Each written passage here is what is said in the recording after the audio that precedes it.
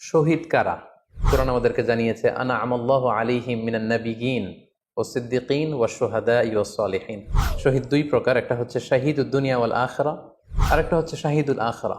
তারা ছাড়া কি আর কেউ শহীদ হতে পারবে না?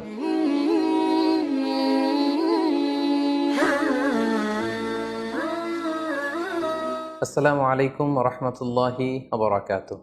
নাহমাদুহু ওয়া নুসাল্লি আলা রাসূলিহিল কারীম।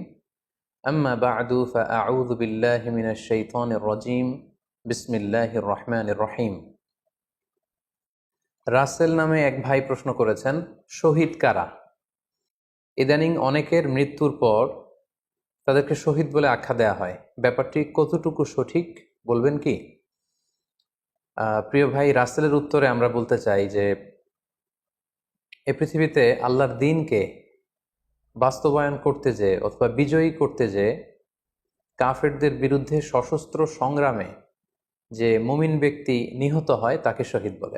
আমি আবারও বলছি, আল্লাহর জমিনে আল্লাহর দ্বীনকে বিজয়ী করতে যে কাফেরদের বিরুদ্ধে সশস্ত্র সংগ্রামে যে মুমিন ব্যক্তি নিহত হয় তাকে শহীদ বলা হয়।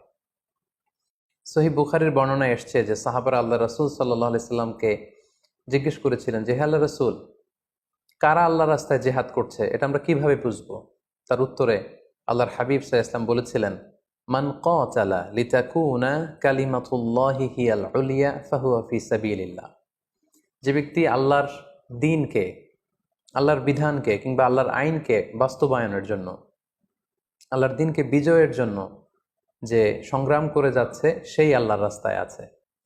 আর সে আল্লাহর রাস্তায় থাকা অবস্থায় যদি কেউ মৃত্যুবরণ করে বা নিহত হয় তাকে ইসলাম শহীদ বলে ঘোষণা করেছে। তবে সেক্ষেত্রে একটি শর্ত রয়েছে, সেটি হচ্ছে দুন আগরাদিন মিন আগরাদিদ দুনিয়া। দুনিয়ার কোনো কারণে, দুনিয়ার কোনো লোভে পড়ে, দুনিয়ার কোনো স্বার্থের জন্য যদি কেউ আল্লাহ রাস্তায় জেহাদ করে মৃত্যুবরণও করে, সে শহীদের কোনো মর্যাদা বাদাম আল্লাহ তাআলার কাছে নেই। কেননা আমরা হাদিস থেকে জেনেছি অনেক শহীদ কিয়ামতের ময়দানে আল্লাহ তাআলা তাদেরকে জাহান্নামে ফেলে দিবেন। আল্লাহ বলবেন যে তুমি তো দুনিয়াতে জেহাদ করেছিলে, যে মানুষ তোমাকে বীর বলবে, মানুষ তোমাকে সাহসী বলে ঘোষণা দিবে, বাহাবা পাওয়ার জন্য তুমি জেহাদে অংশগ্রহণ করেছিলে এবং সেখানে নিহত হয়েছ। তো তুমি নিহত হওয়ার পরে মানুষ তো তোমাকে বীর বলেছে, বাহাবা দিয়েছে, সাবাস বলেছে, যে কারণে তুমি এই জিহাদে অংশগ্রহণ করেছো সেটা দুনিয়াতেই তুমি পেয়েছো। তো আমার কাছে তুমি কি চাও? আমার কাছে তোমার জন্য কিছু নেই। Go to the hell fire, জাহান নামে যাও। তাকে আল্লাহ তাআলা উপর করে জাহান নামে নিক্ষেপ করবেন। তো এজন্য শর্ত হচ্ছে যে দুনিয়ার কোনো স্বার্থে নয়, শুধুমাত্র কেবলমাত্র আল্লাহর দ্বীনকে আল্লাহর জমিনে বিজয়ী করার জন্য যদি কেউ সশস্ত্র সংগ্রামে নিহত হয় তাদেরকে শহীদ বলা হয়। এখন প্রশ্ন হচ্ছে, যারা কাফেরদের বিরুদ্ধে জেহাদ করতে যেয়ে যুদ্ধে নিহত হলো তারা শহীদ, তারা ছাড়া কি আর কেউ শহীদ হতে পারবে না? এই প্রসঙ্গে আমরা বলবো যে বেসিকলি ইসলামী শরিয়াতে শহীদ দুই ধরনের। ইবনু হাজার আল আসকালানি উনিও শাহাদাতের প্রকারভেদ করতে যেয়ে বলেছেন যে শহীদ দুই প্রকার, একটা হচ্ছে শাহিদুদ দুনিয়া ওয়াল আখিরা, যেটা আমরা বলেছি যারা আল্লাহ রাস্তায় নিহত হয়েছে তারা, আরেকটা হচ্ছে শাহিদুল আখিরা, যারা দুনিয়াতে আল্লাহর রাস্তায় নিহত হয়নি কিন্তু পরকালে তারা শাহাদাতের মর্যাদা লাভে ধন্য হবে। প্রথম প্রকার হচ্ছে শাহিদুদ দুনিয়া ওয়াল আখিরা, যেটাকে আমরা বলি শাহাদাতে হাকিকি, মানে প্রকৃত শহীদ। এরাই হচ্ছে মূলত শহীদ। এদেরকে আল্লাহ তাআলা মৃত বলতে নিষেধ করেছেন। আল্লাহ তাআলা বলেছেন, ওয়ালা তাকুলু লিমান ইউকতালু ফি সাবিলিল্লাহি আমওয়াত বাল আহইয়া ওয়ালাকিন লা তাশউরুন। যারা আল্লাহর রাস্তায় জীবন দিয়ে নিহত হয়েছে তাদেরকে তোমরা মৃত বলো না, বরং তারা জীবিত। অন্য এক আয়াতে এসেছে বাল আহিয়াউন ইনদা রাব্বিহিম ইউরযাকুন, তারা জীবিত এবং আল্লাহর কাছে তারা রিজিক প্রাপ্ত, আল্লাহ তাআলার পক্ষ থেকে তারা রিজিক প্রাপ্ত। তাদের মর্যাদা আল্লাহ তাআলার কাছে এত বেশি যে তাদেরকে নিহত হওয়ার পরে কোনো জানাজার আগে গোসল দিতে হয় না। তাদের রক্তাক্ত দেহটাকেই সরাসরি জানাজার পরে দাফন করে দিতে হয়, কেননা সেই ঝরঝরে রক্ত নিয়ে তারা সেদিন কিয়ামতের দিবসে আল্লাহ তাআলার দরবারে তারা হাজির হয়ে যাবে। এবং আমরা যদি কোরআনের দিকে তাকাই, কোরআন আমাদেরকে জানিয়েছে আনা আমাল্লাহু আলাইহিম মিনান নাবিয়িন ওয়াস সিদ্দিকিন ওয়াশ শুহাদা ওয়াস সালিহিন, মানে সবচেয়ে শ্রেষ্ঠ তাবাকা বা দারাজা হচ্ছে নবীদের দারাজা। নবীদের পরে হচ্ছে সিদ্দিকিনদের দরজা, এবং সিদ্দিকিনদের পরেই যাদের মর্যাদা আল্লাহ তাআলার কাছে সবচাইতে বেশি তারা হচ্ছে শুহাদা। এজন্য প্রতিটি মুমিনের জীবনের আকাঙ্ক্ষা বা তামান্না থাকা উচিত তারা যেন শাহাদাতের মৃত্যু আল্লাহ তাআলার কাছে কামনা করে। এবং আমরা যদি সাহাবাদের জীবনের দিকে তাকাই তাহলে দেখবো ওনারা সবসময় আল্লাহ তাআলার কাছে শাহাদাতের মৃত্যু কামনা করতেন। সাইয়েদনা ওমর ফারুক রাদিয়াল্লাহু তাআলা আনহু আল্লাহ তাআলার কাছে সবসময় শাহাদাতের মৃত্যু চাইতেন। সহিহ বুখারীর বর্ণনায় এসছে ওমর ফারুক রাদিয়াল্লাহু তাআলা আনহু দোয়া করতেন আর বলতেন, আল্লাহুম্মা রযুকনি শাহাদাতান ফি সাবিলিক ওয়াজআল মাউতি ফি বালাদি রাসূলিক, মানে হে আল্লাহ আপনি আমাকে শাহাদাতের মৃত্যু নসিব করুন এবং আপনার প্রিয় হাবিবের এই শহর মদিনা শহরে আমার মৃত্যু আপনি নসিব করুন। এবং আমরা যদি ওমরে ফারুকের জীবনের দিকে তাকাই তাহলে আমরা দেখব যে উনি শহীদী মৃত্যু লাভ করেছিলেন। একজন অ্যাসাসিনেটরের মাধ্যমে আত্মাইর আঘাতে তিনি শহীদ হয়েছিলেন। এবং আল্লাহ রাসূল সাল্লাল্লাহু আলাইহি ওয়াসাল্লামের পাশে আবু বকর রাদিয়াল্লাহু তাআলা আনহু কবর, তার পাশেই কিন্তু ওমরে ফারুকের কবর। তার মানে মদিনাতেই তিনি আল্লাহ রাসূল সাল্লাল্লাহু আলাইহি ওয়াসাল্লামের পাশে মৃত্যুবরণের পরে শোয়ার সৌভাগ্য তিনি অর্জন করেছেন। তাহলে এই আলোচনা থেকে আমরা বুঝলাম যে প্রকৃত শহীদ হচ্ছে যারা আল্লাহর রাস্তায় নিহত হয় এবং এর মর্যাদা আল্লাহ তাআলার কাছে অনেক বেশি।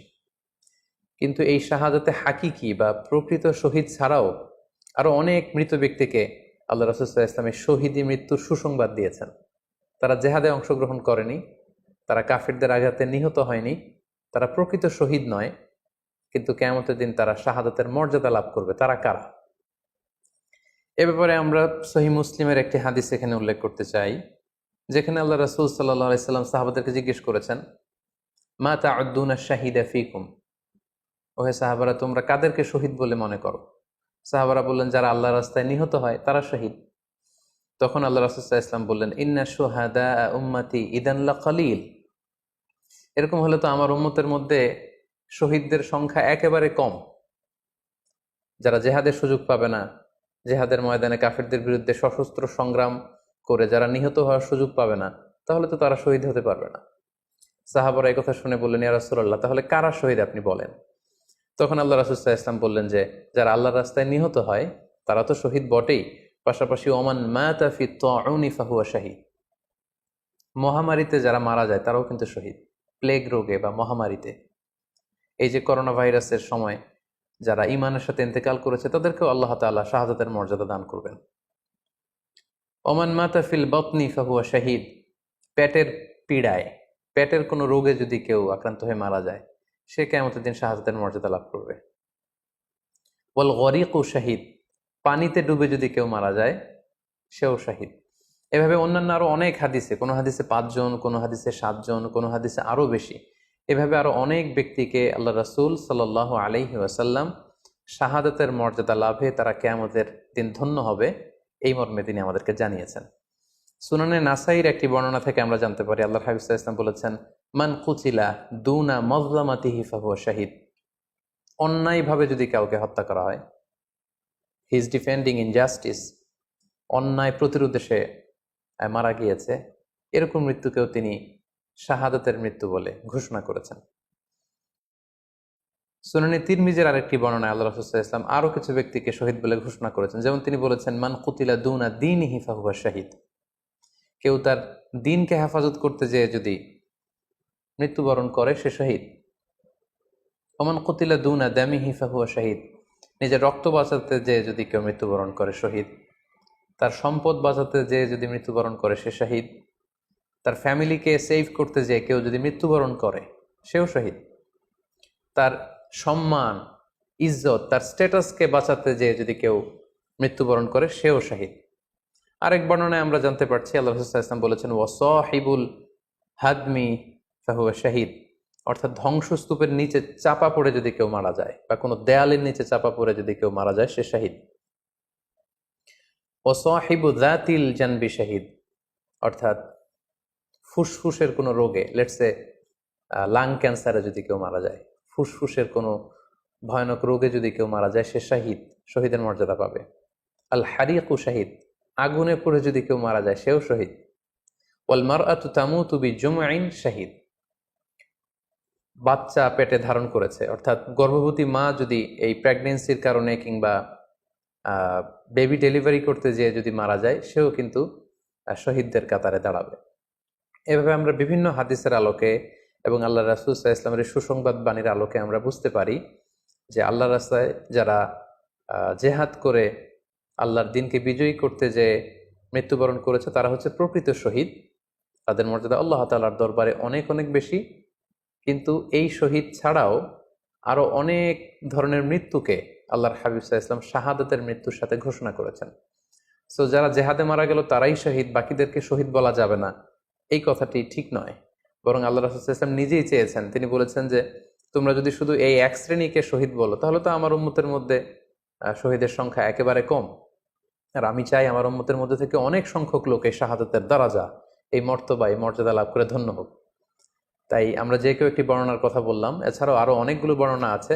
এই ধরনের মৃত্যু যারা বরণ করেছে, লেটসে পানিতে ডুবে, আগুনে পুড়ে, পেটের পীড়ায়, নিজের সম্পদ বাঁচাতে যে, অন্যায়ের প্রতিরোধ করতে যে, সন্তান ভূমিষ্ঠ করতে যে, এরকম যত ধরনের মৃত্যু রয়েছে এ ধরনের মৃত্যুকে আল্লাহ রাসূল সাল্লাল্লাহু আলাইহি ওয়াসাল্লাম শহীদী মৃত্যু বলেছেন।